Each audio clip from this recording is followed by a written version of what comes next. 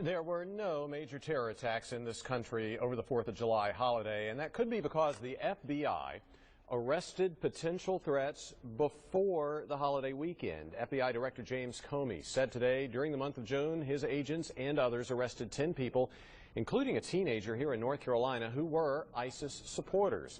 And by getting those suspects off the streets, Comey says the department kept attacks from happening. Well, one of the lawmakers leading the applause for the FBI is North Carolina's own U.S. Senator Richard Burr. He is the chair of the Senate Intelligence Committee and is shocked by the number of threats the FBI has to take seriously. Fox 8's Joe Dominguez caught up with the senator as he returned to the tonight. And so, Joe, did he tell you about any specific threats the FBI prevented? Senator Burr talked a little bit about the North Carolina teenager arrested by the FBI in June.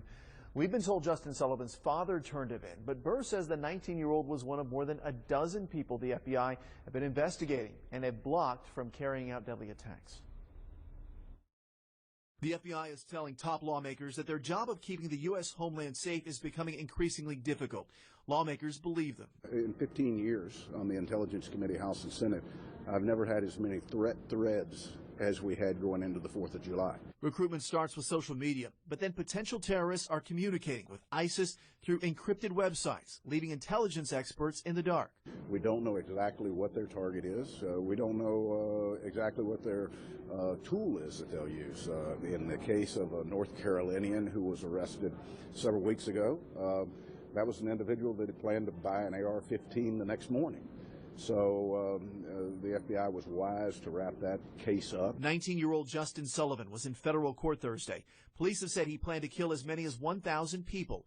Burr says the FBI has been able to prevent several attacks this summer, even if the public is left wondering what the target was and where the danger was. Well, all you need to do is look at the arrests that they made in the month of June alone, 17 arrests around the country, individuals that they knew were at least had the intent to carry out an attack, whether that was on the 4th or sometime around the 4th, really didn't matter.